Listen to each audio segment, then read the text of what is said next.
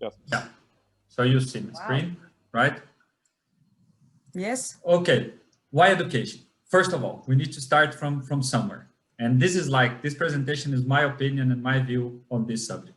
Education for me is the solution to the world's problem for everything. Like if we want critical thinking, if we want some sort of equality or improve any aspects in social life from artistic, health, politics, everything, we need to educate people. And I think that like that's the driving force that puts us all together here as teachers and working in the education context and so on. So like this is the background, and we as teachers, we are the main actors in the education. So we are responsible to a very large extent to educating people. So that's first of all why education.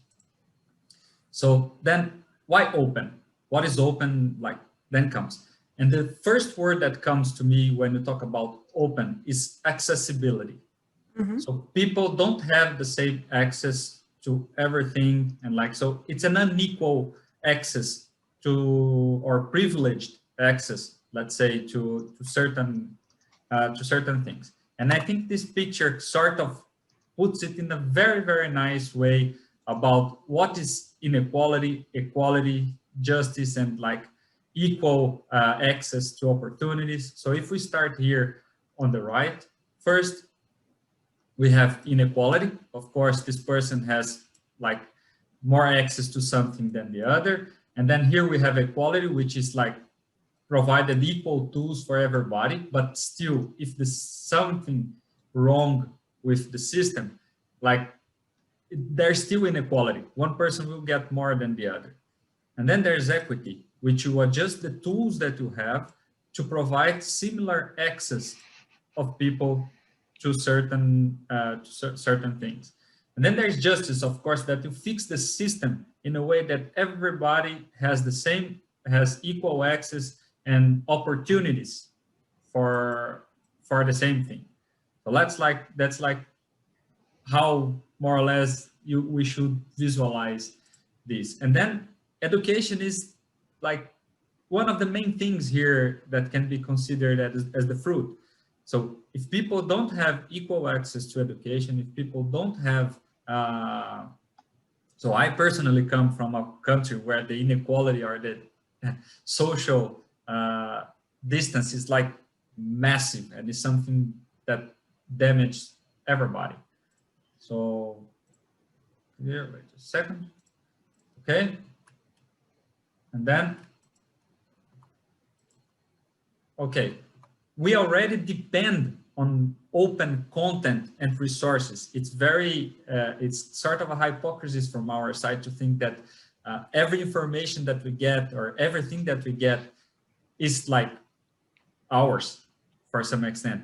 A lot of things that we use nowadays, and if we think about stepping back and not using these tools, it starts already to bug your minds, like how am I going to find this? So we take, for example, Wikipedia, where we search easily and really fast about some reliable content. So I took Google Translate, for example.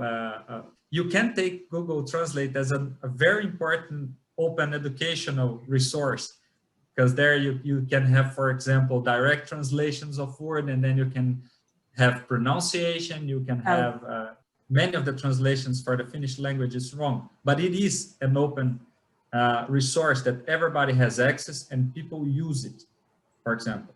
So people might be getting wrong or like not reliable content from this educational resource, let's say. Dictionaries. How many open dictionaries do we have there? This is open content. Books, slides, photos, and illustrations. A library is an open resource. It's not only like, if there is an open space where everybody can go there, get in, and take some content, this is open content. It's not just about publishing things in YouTube or Twitter or this kind of. So first of all, we depend already. We rely on these contents ourselves. So, and I think that from this like webinar and the way that we've been discussing, we are really taking the wrong focus here. And open education does not mean we do everything. And I hear like as we started here again, like, oh, it was interesting to hear like, my free time, if I have no, this shouldn't be done in the free time.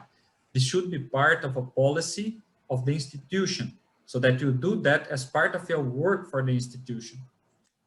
And then like, if you need some support, okay, I come to a certain barrier, for example, that, okay, I don't know if this content can be shared or not, if there's certain copyright infringements here.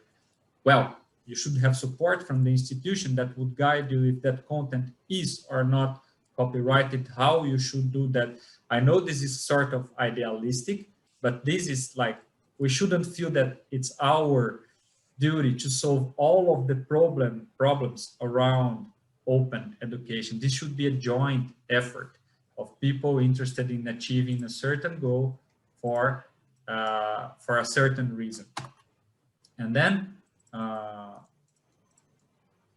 what I think should be the focus in how can we make the highest impact and reach the largest audience. So we shouldn't be concerned to a certain extent, like, okay, what people will be doing with my things that I put there. We should be concerned in how to actually make people use the stuff that we produce. That is the hardest part, the most difficult part. The easy part is to handle what people will do, because then we can rely on licenses, on copyrights, there are legal ways of doing that. And the focus should not be in what if something goes wrong, what if people don't like, and what if there are these many, many dangers. These are problems that we need to face, as in everything that we do in our lives. If we want to know how to ride a bike, how to play guitar, we need to face challenges, how to do that. So, but this is always towards the great benefit of having an impact in society in a certain way. And like open education is about providing these resources openly, not that we are going to do that. So we should also build on successful endeavors or some sort of challenges that were tackled previously. For example, software development has a huge experience on that. There are communities, like worldwide communities, that work based on open and free. So then there's like a huge number of big initiatives towards open something or free something that we should learn based on that. For example, there are lots of experience on. The last, sharing makes everyone happy. In fact, like if someone doesn't have access, then there will be inequalities, and this will put the weight unbalanced. And once you start sharing, and you always get back what you give.